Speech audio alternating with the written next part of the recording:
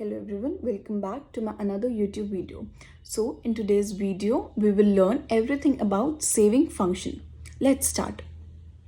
Saving function refers to the functional relationship between saving and income. Basically, saving और income के बीच में जो रिश्ता होता है उसको हम बोलते हैं सेविंग फंक्शन. तो अगर हमें डिफाइन करना है कि सेविंग फंक्शन क्या है, so saving function is a functional relationship between savings and income. अब एक बात सोच के देखते हैं कि सेविंग और इनकम में कैसा रिलेशनशिप है, पॉजिटिव रिलेशनशिप है या नेगेटिव रिलेशनशिप है. तो अगर मेरी इनकम होती है 0, 100, 200, 300, 400, 500 एंड 600, तो इस टाइम पे मेरी कंजम्पशन क्या होती है. कंजम्पशन हम कैसे लेते हैं, 40 से स्टार्ट करते हैं और 80 के गैप पे कंजम्पशन लेते हैं. तो 40 एंड देन 80 का गैप, ये आ जाएगा 120, देन 200, 280, 360, 440 एंड 520. ये आ गई मेरी कंजम्पशन. अब मैं सेविंग्स कैसे निकालूं. मुझे एक्चुअली रिलेशनशिप तो सेविंग्स और इनकम के बीच में देखना है. सेविंग्स कैसे आती है, एक इंसान जो भी इनकम अर्न करता है उसमें से या तो वो कंज्यूम करता है या फिर वो स्पेंड करता है. तो अगर मैं इनकम में से कंजम्पशन हटा दूं तो मेरे पास क्या बचेगा, सेविंग्स. सो Y माइनस C मतलब income minus consumption is savings. अब 0 minus 40 minus 40, 100 minus 120 minus 20, 0, 20, 40, 60, 80. Like I told you, आपको इस चैप्टर में सिर्फ इनकम याद करना है और कंजम्पशन याद करना है. उससे आपके सारे कर्व्स डेराइव हो जाएंगे, सारे शेड्यूल्स आपके बन जाएंगे, आपको कोई प्रॉब्लम नहीं होगी पूरे चैप्टर में. सो अगर अब मैं इसको प्लॉट करूं, डायग्रामेटिकली अगर मैं बनाऊं तो ये क्या बनेगा. देखो, इनकम मेरी है एक्स एक्सिस पे, एक्स एक्सिस पे यहाँ पर डिनोट हो रही है इनकम, और वाई एक्सिस पे है मेरी सेविंग्स.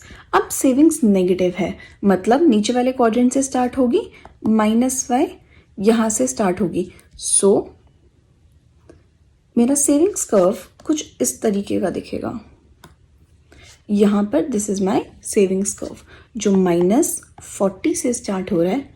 यहाँ पर मेरी सेविंग्स 0 है. सेविंग्स मेरी 0 कब है, जब मेरी इनकम और कंजम्पशन सेम है. जब इनकम और कंजम्पशन सेम होते हैं और सेविंग्स 0 होती है उसको हम क्या बोलते हैं, break even point. Break even point से पहले क्या होता है, डिस सेविंग्स, और ब्रेक इवन पॉइंट के बाद क्या होती हैं, सेविंग्स होती हैं. ये चीज़ ध्यान रखना.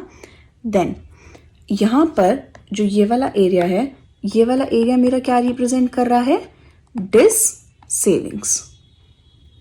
जहां पर 0 है यहां पर सेविंग्स इज इक्वल्स टू 0, यानी income is equals to consumption.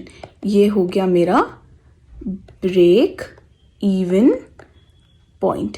And जो उससे ऊपर वाला एरिया है ये क्या रिप्रेजेंट कर रहा है, यहां पर positive savings, positive savings. Clear. अब इसके पॉइंट्स क्या लिखेंगे, मतलब अगर ये पेपर में हमें एक्सप्लेन करना है तो सबसे पहले तो हम इसकी डिफाइन लिखेंगे कि सेविंग फंक्शन क्या है. Saving is a function of income. It is a functional relationship between saving and income.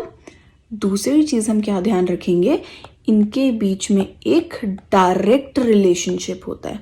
Direct relationship मतलब जैसे जैसे मेरी इनकम बढ़ेगी वैसे वैसे मेरी सेविंग्स भी बढ़ेगी.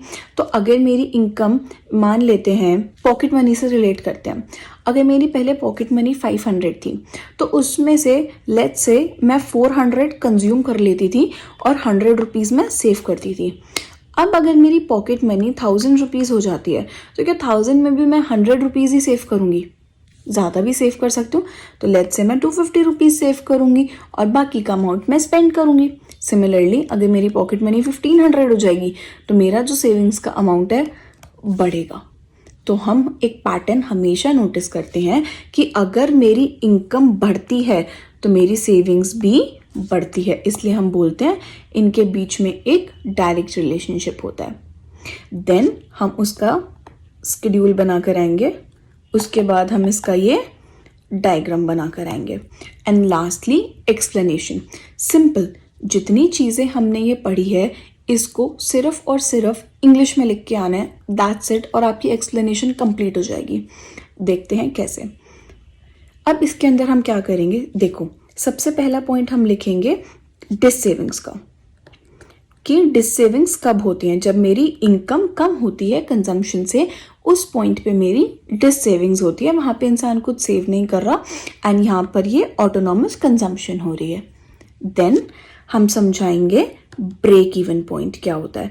ब्रेक इवन पॉइंट पे मेरी सेविंग्स 0 होती है और मेरी इनकम और कंजम्पशन इक्वल होती है। देन हम समझाएंगे पॉजिटिव सेविंग्स का पॉइंट, कि पॉजिटिव सेविंग्स जैसे जैसे मेरी इनकम बढ़ती है वैसे वैसे मेरी सेविंग्स भी बढ़ती हैं एंड उस सिचुएशन पे income is more than consumption.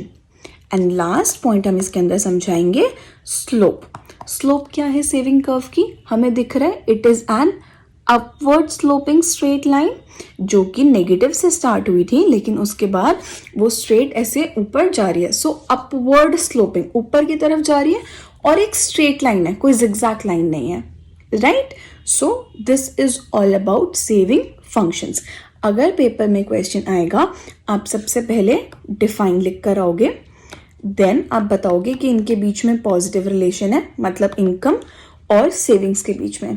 Then आप स्केड्यूल बनाओगे, डायग्राम बनाओगे एंड देन आप उसको एक्सप्लेन करोगे पॉइंट्स में। मैक्रो इकोनॉमिक्स में कोई भी क्वेश्चन आता है मोस्ट प्रोबेबली उस क्वेश्चन को करने की क्रोनोलॉजी यही होती है and it will fetch you good marks. I hope the concept of saving function is clear. Still, if you have any doubt, do let me know in the comment box. Thank you so much for watching the video. Do subscribe to my channel.